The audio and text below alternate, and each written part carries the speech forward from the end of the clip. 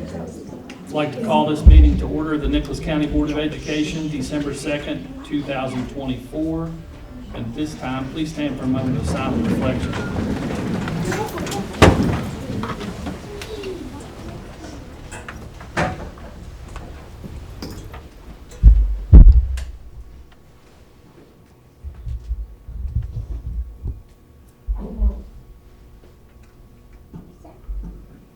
Thank you.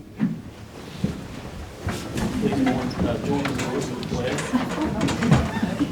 I pledge allegiance to the flag of the United States of America and to the republic for which it stands, one nation, under God, indivisible, with liberty and justice for all.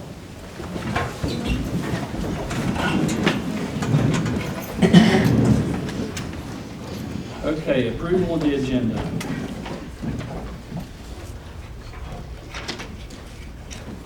I have nothing new to add. Okay. Number 4, approve the minutes of the meetings held on November 18th, November 19th, which was Birch River and Zila, and November 20th, which was Glade Creek, Summersville Elementary, and Summersville Middle School. Any corrections on any of those?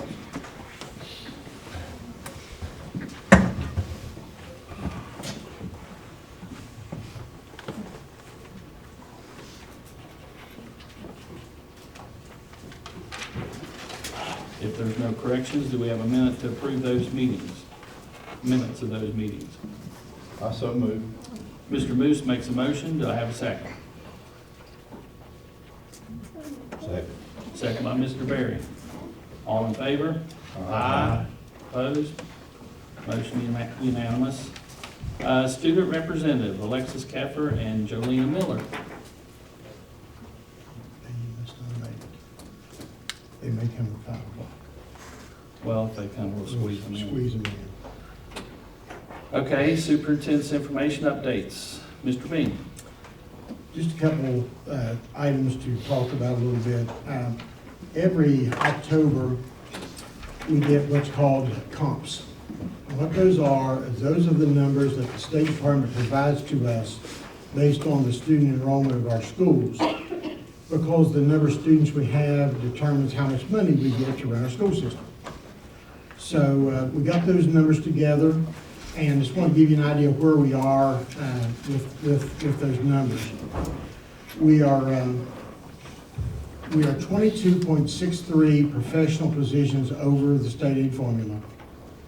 1.32 student support services. That would include like nurses, counselors, social workers. That's what that number is. 23.76 service employees over, which totals 47.71 positions. I provided the board a copy of the breakdown on this, but the bottom line is that 47.71 positions that are above the state aid formula amounts to $3,774,722.59 a year that we have to compensate for. So I wanted the board to be aware of that as we go through the rest of the school year, and especially when we get into budget season next year. Those are the numbers we have to deal with. And like I said, those numbers are based on the October enrollment, and if we would get 100 kids move into our community now, it would not matter, because those numbers only count until October. So I wanted to share that with the board. Second of all, at Cherry River, as you know, we did move those kids from Cherry River to Panther Creek for a variety of reasons, which have already been discussed.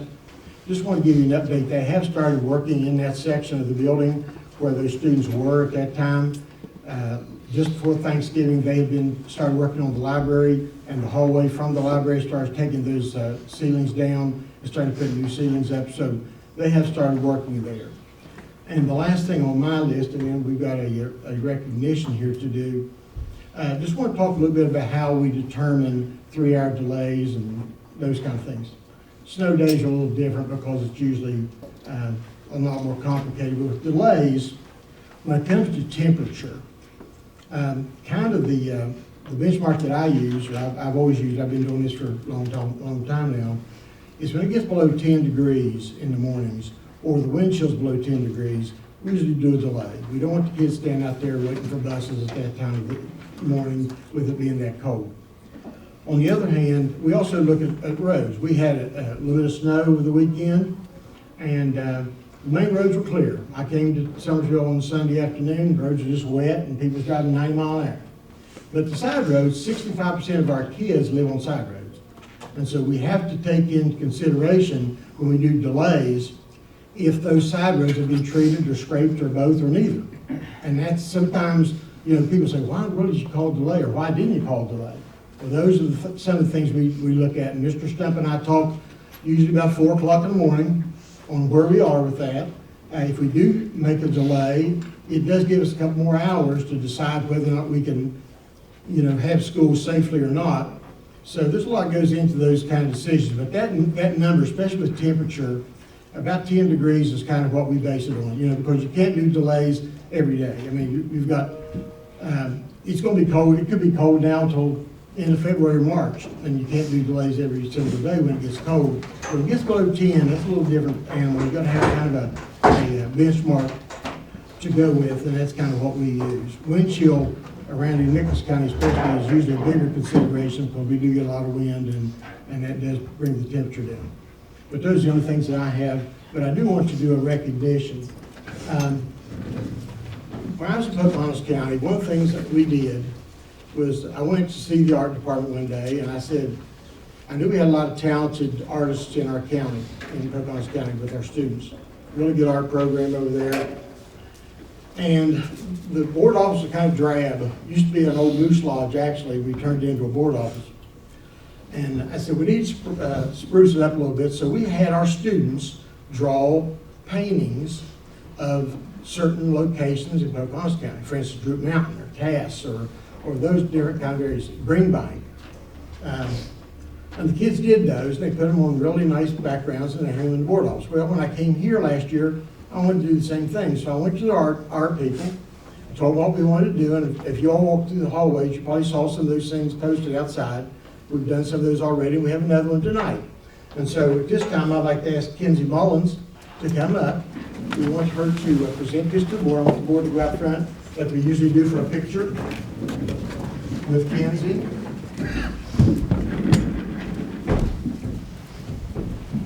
Obviously, a very talented artist. We're proud of this. Of course, this is, you want to tell the audience, I'll let you talk. I talk too much. Tell them all about the painting. It took me a while to finish. I finished it in the summer, but I decided to redo the water, so we did really water. I thought that's what really kind of stood out with the shadows of the rocks and the trees below. You did a really good job. I'm real proud of you. Would you hold this, please, so we can get a picture? Yeah, I was gonna say, can you guys Kind of balance squeeze out the together a little side. bit? Stand right. I'll let you go first. Go ahead. Okay, put this way.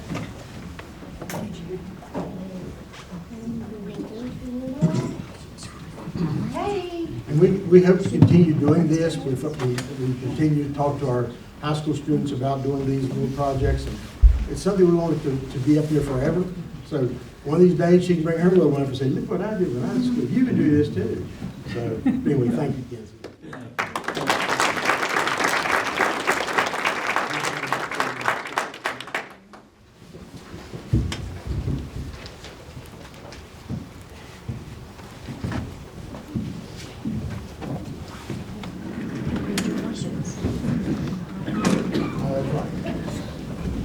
Kenzie, also, there is a fight going on as to who gets to hang it in their office. If it ends up in an office, I promise you it's going to end up in mine. It'll probably be in the hallway. That's if everybody sees. That's all I have, Mr. President. Okay, action items. A, discussion with possible action on approving the proposed closure of Glade Creek Elementary School. So at this time, do we have any discussion on that?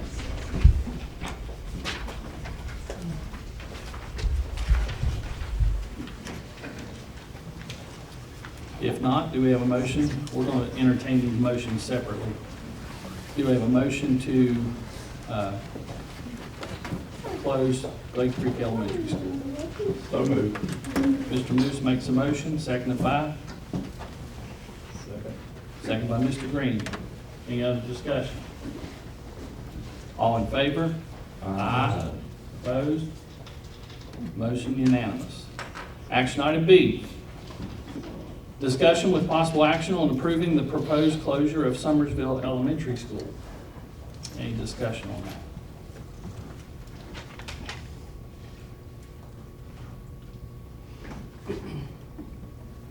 If there's no discussion, do I have a motion? So moved. Mr. Ferguson makes a motion to approve the proposed closure of Summersville Elementary. Do we have a second? Second. Second by Mr. Moose. Any other discussion? All in favor? Aye. Opposed? Motion unanimous. Discussion with possible action on approving the proposed closure of Summersville Middle School. Do we have any discussion on that?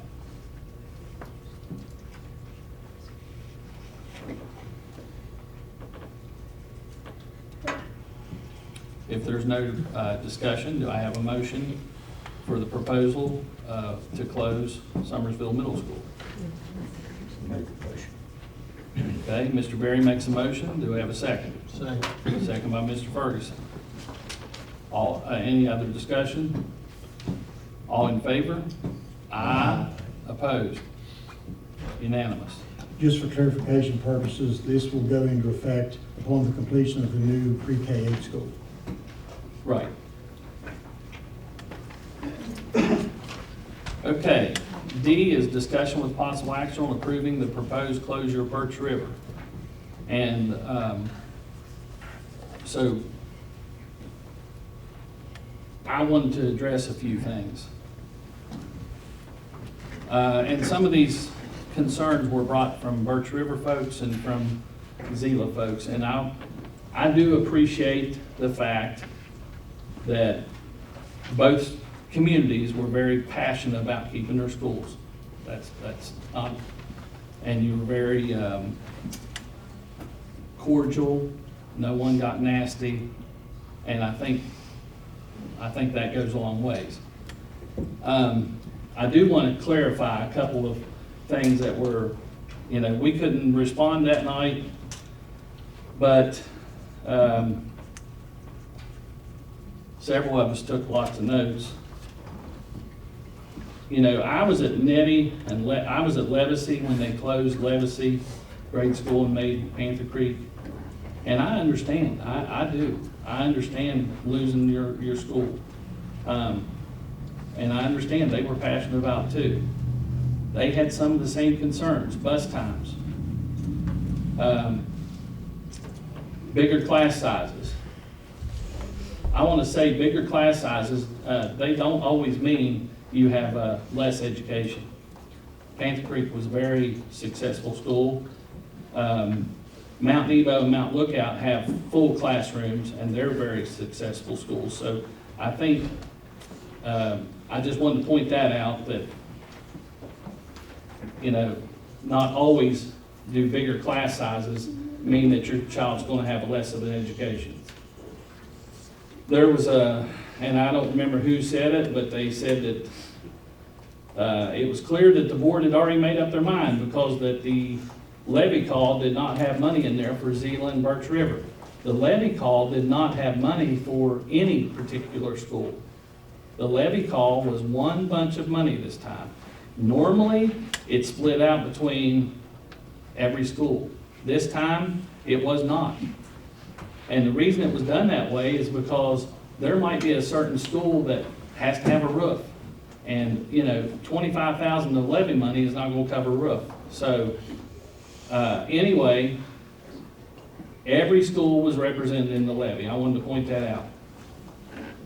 I also, and you all want to jump in anytime, but, it was said that the board office added personnel. The board office did not add personnel. Our assistant superintendent was not an added position. All she did was replace the personnel director that we had before. In fact, she's doing twice the job of the previous person. So that was not an added position. So she's on 2 jobs. Amy McAllister, who serves as the ALC director and director of secondary education, replaced Melissa Hoover, who was the only at the ALC. Sarah Lawson replaced Kristen Eckel, who replaced Kevin Hess. No added position. Laura Jarrett took over many duties of Josie Groves. No added position. Mike Williams absorbed the duties of Tammy Gregory while retaining his prior duties, so he took on 2 jobs. So that's 1 less position. We did not replace Tracy Chenoweth's position, so that's 2 less positions. Nicole Workman is replacing Peggy Gregory with outposting Nicole's job. She's keeping her previous duties plus taking on Peggy's duties. So that's 3 less positions. Susan Amick was a receptionist at the front office, and we just did away with that. So that's 4 less positions. Christy Chapman replaced Lydia Young, and Laura Jarrett took on some of her duties. That's 5 less positions. So please don't say that the board office added positions when they did not. Okay? I know people tend to hear what they want to hear, but this board office is 5 positions less than when this current board was elected. Also,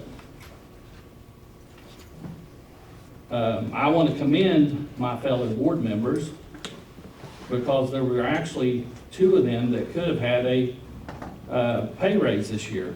The legislature voted to give the board members a pay raise, and they declined it. So, you know, all I want to say is that central office and all across the county, last year we cut 31 personnel, and we were still short on the budget. We're losing kids to homeschool and to private school, Hope Scholarship. We're losing those kids. Well, the legislature, they tell you that that doesn't take money from public education. Oh, yes, it does. We get money for the kids we have. And so next year, we're already looking at a $3.7, almost $3.25 million, $3.25 million. So I don't know where people think we're gonna get all this money. Another misconception, somebody said we had 18 million in the coffers. You know, it's just like the beginning of the month, when you get your check and you put it in the bank, and you have, let's say you have $4,000 in the bank, that doesn't mean you have $4,000 to do whatever you want with. You know there's certain things you gotta pay out of that as the month goes. Well, that's the same way with the board's money. We actually have less than 9 million, and the state wants us to have so much on hand. So, that's some of the things I want to clear up. When we went, board members have to go to board trainings. We have to have 12 hours a year. When we went to the board training, there were members from the legislature that told us, we don't have a teacher shortage. We have too many schools. That was from your state legislature. Then when we discuss about closing a school, we have somebody from the legislature that says, oh, don't close these schools. I mean, it's either one or the other. I don't know what they want us to do. When we hire a teacher, they base that on 25 students. 25 students in a bundle, whether we like it or not. When we've got these classrooms with having 5, 6, 7 kids, we're losing a lot of money. Now, Does anybody else have any concerns? I'd like to say a few things to kind of echo that. Is that all right? Yeah, yes, sir. You know, I've only been on the board 18 months. I come from private industry. I don't come from education. And it's really been an educational experience for me. And I've been consistent with what I've said all along. If I had a magic wand, there would be small schools in every community. Unfortunately, I don't have a magic wand, and evidently the state of West Virginia and the legislature do not believe in operating smaller schools. The state of West Virginia, that just echoes a little bit what Chip is saying. The state of West Virginia school aid formula is based upon 25 students per classroom. From a math standpoint, this cookie cutter approach, one size fits all, is counterproductive to the smaller school system. The state of West Virginia also has a formula to determine how many professional teachers. As Chip said, we're over in that. We're looking at $3.7 million budget shortfall to figure that out. The state of West Virginia has passed legislation for school choice, subsidizing parents and students who choose to homeschool or enroll in private charter schools.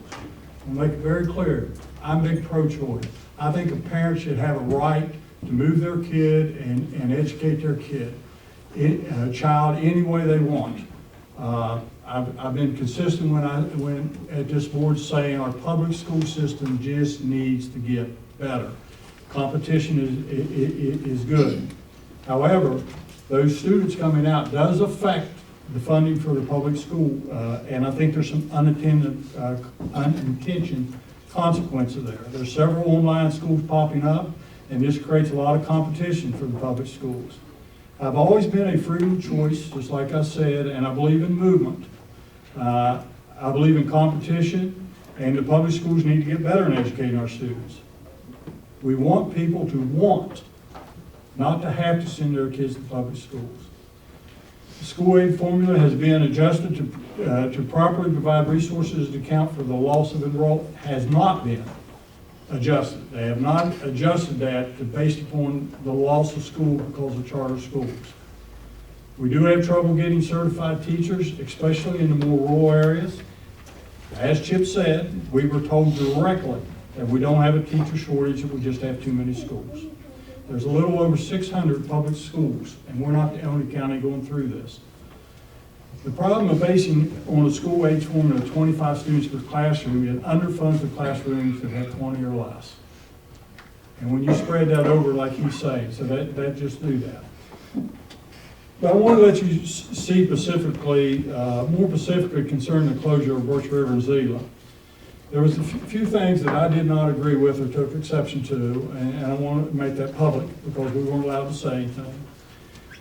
Accusing the board of just worrying about the money and not the students, nothing could be further from the truth. I've been on this board meeting 18 months, and there's not a session that go by.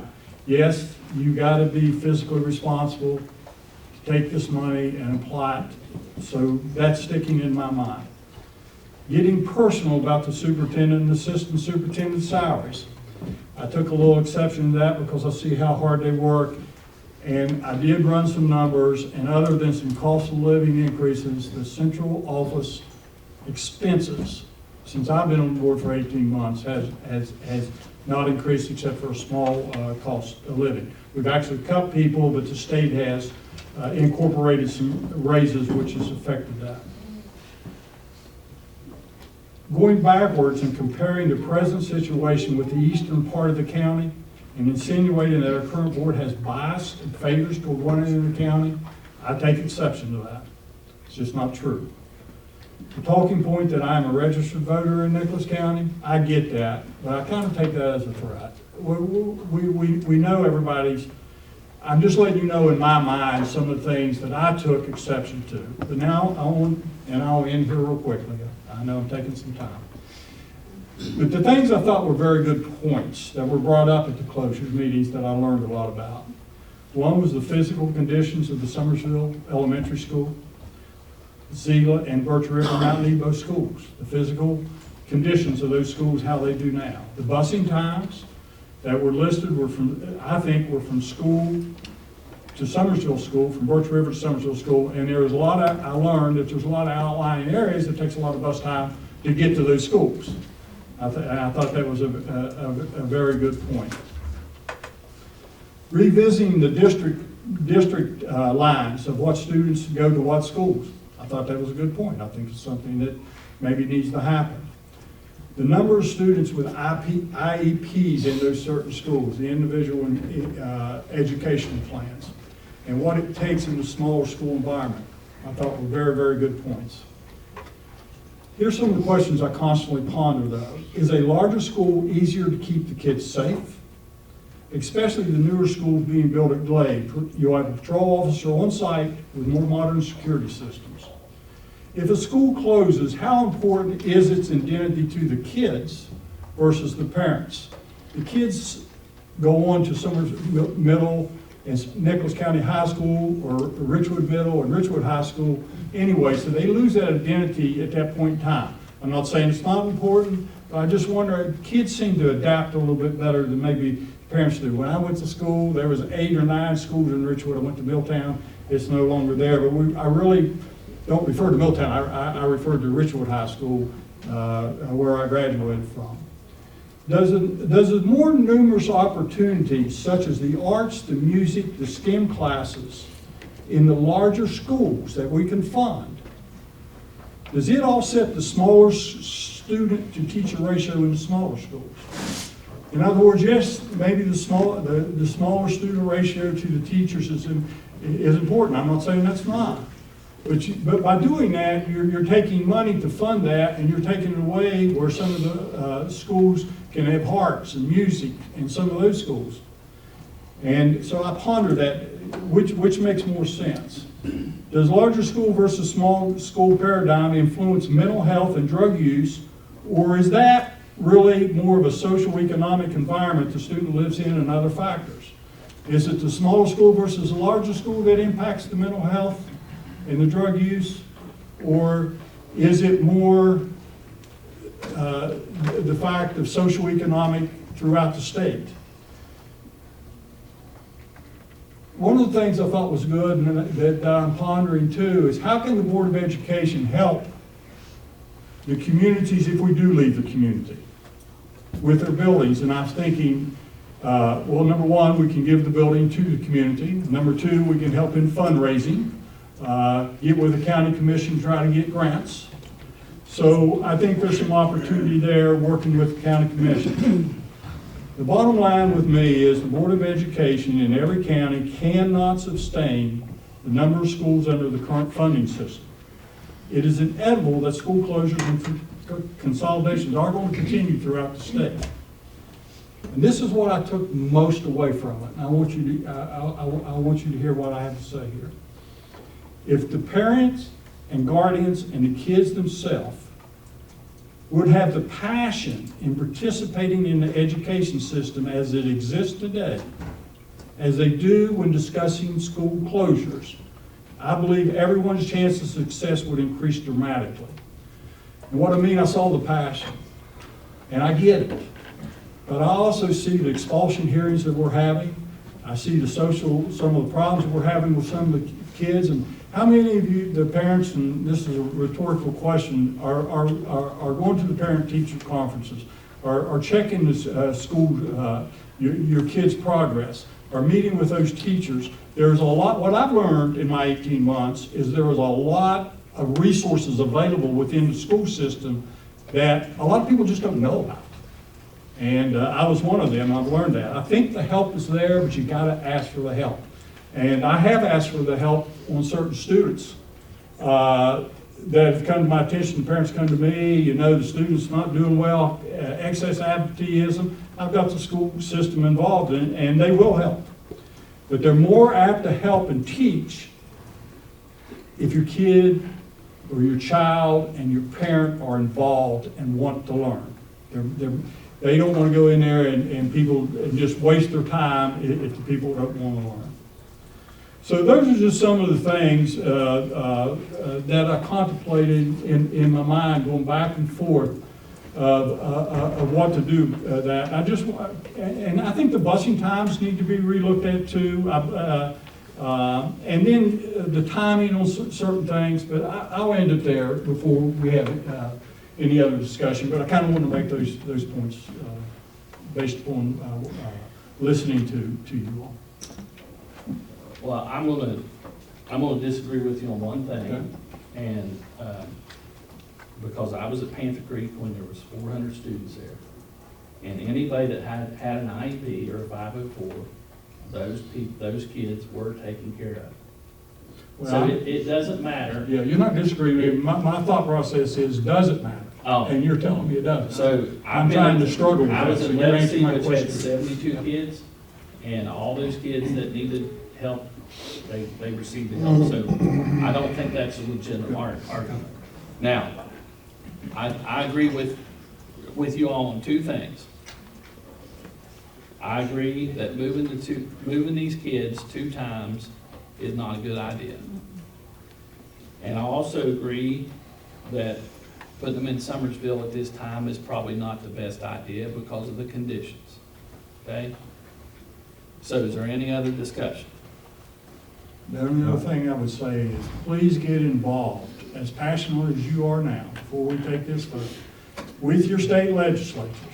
Because you think the local authority is here at the board, which it is, but you gotta follow the money. The money is at the state legislature and how they fund the schools.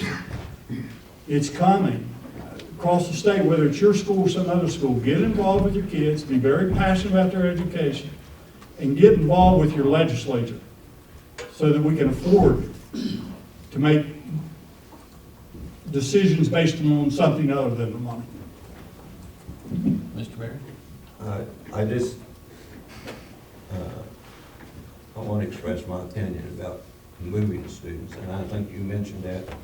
I'm against that. I don't think students should be moved twice, even if you're going to consolidate everybody. It's not good for the schools they move into or the students that have to move. So, yeah, and I think at some point the schools will consolidate. I don't know that time is right now. I think we need to see that when we get the building complete and ready to be moved into. So I know you all thought you had me figured out. So, any other discussion? Well, I was on that side through the Richwood, all the consolidation, and it hurts. It hurts your heart bad. I know what you're going through, and trust me, I've lost sleep over just this since this started coming out. It's not easy, no matter what, and I take it all to heart because I want the best for our kids. I don't care which side of the county you're on. They're all my kids.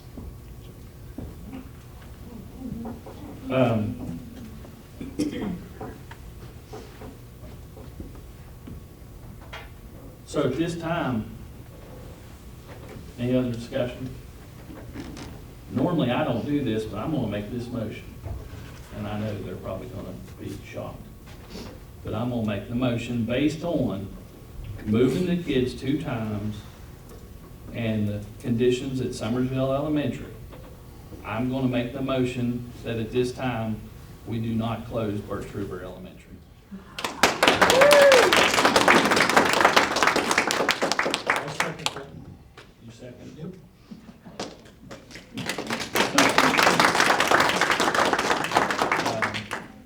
Any other discussion? Cherry River District votes with you. Okay, so, That's Ridgewood, guys. We're all Nicholas County. So don't try to say that we're going to be favoring our end of the county. We're for everyone. so at this time, do we have all in favor? Aye. Opposed? All right, motion carried unanimous.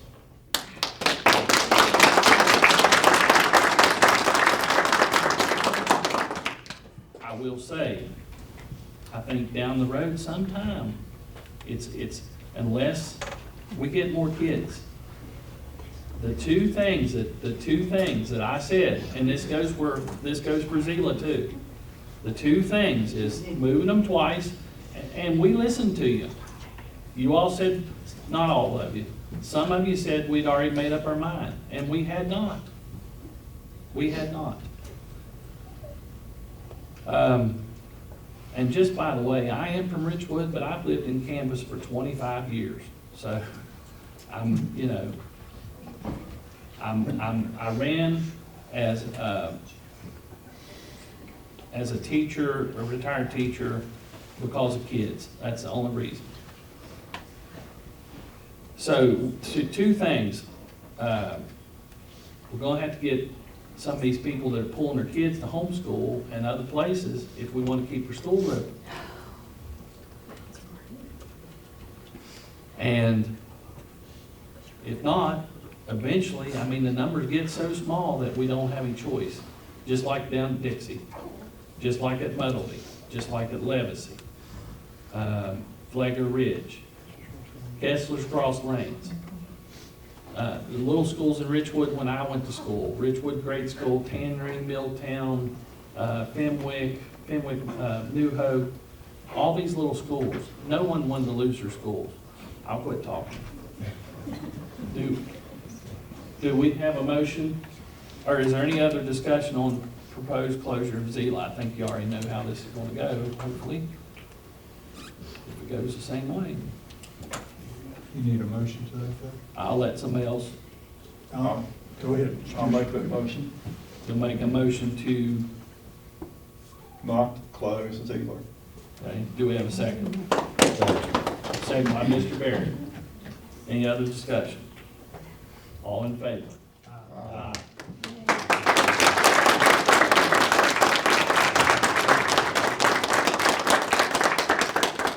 Anybody opposed? Unanimous. Do we have any delegations? No, sir. No delegations. Number 9, consent items, finance.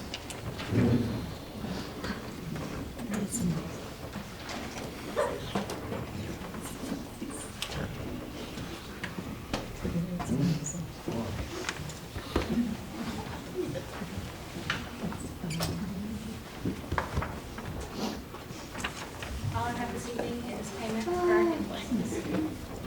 Those should have been in your packet. So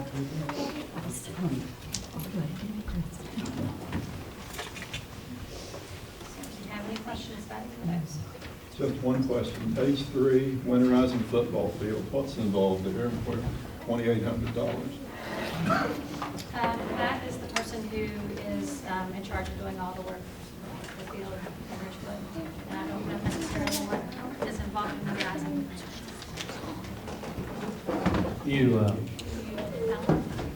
I know a little bit about that. So just like in the spring when you put certain things on your lawn, treat it, it's the same thing in the fall. Okay? So it's a winterizer. Yeah, we pay this, it's actually, he's got a company, we pay him all throughout the year for service to his fields. Is that a yearly cost, once a year? Is it just once a year? Well, we pay him several times a year, just for onboard maintenance. He's on. Oh, yeah, but this, Yeah. okay. Mr. Bruce, I think it's about $12,000 a year total. Contract. So they come in different times of the season. And so that's just, once the football season's over, he comes in kind of one last time before winter hits and treats it. That's the only charges on that field? That covers all the charges unless some incidental thing happens? Yeah, I mean, I guess if the field was torn up or some kind of damage was done for whatever reason, for the most part, that covers the cost of maintaining the field, the grass, and making sure it grows right and it doesn't become a muddy mess. Okay, thank you. Anything else?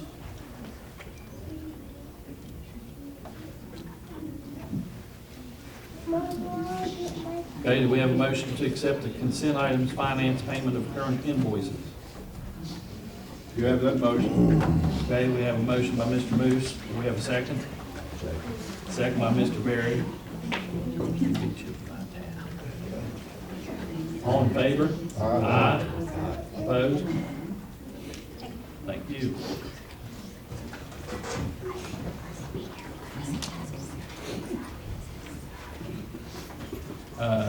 Personnel.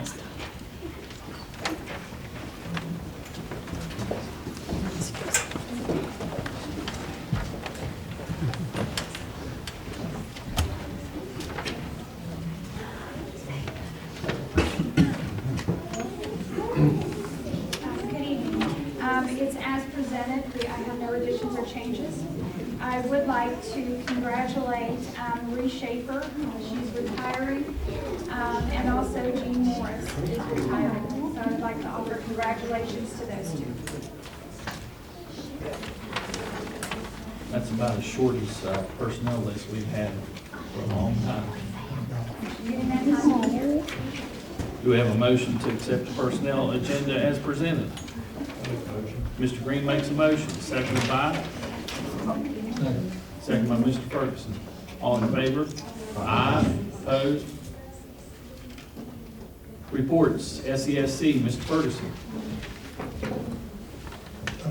Nothing really to report. They had one meeting, and their main focus now is they've contracted with Mrs. Harris, who used to work in the state education. If the county wants to take advantage, they're redoing all their policies and procedures. But then again, the county can elect to use their service or not. But that's kind of what they're working on right now. Okay, Bright Horizons, Mr. Green. Thank you. Items for future agendas or matters of the board.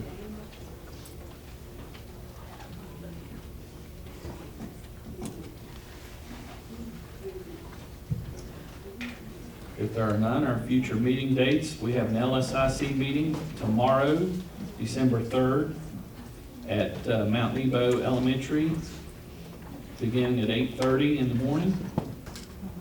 And the purpose of that will be to hear LSIC reports from Mount Nebo, Birch River Elementary, Summersville Elementary, Mount Lookout Elementary, Summersville Middle School, and Zela.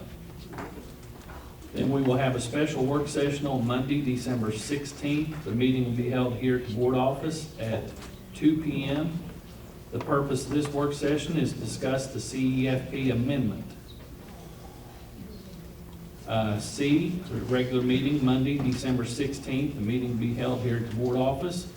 The purpose of this meeting will be to conduct routine business and student disciplinary hearings. And it's at 4 o'clock. So normally at this time we would adjourn, but we have some disciplinary hearings for students starting at 6 o'clock.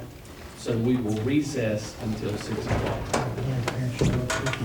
Or if they show up early, we'll start early.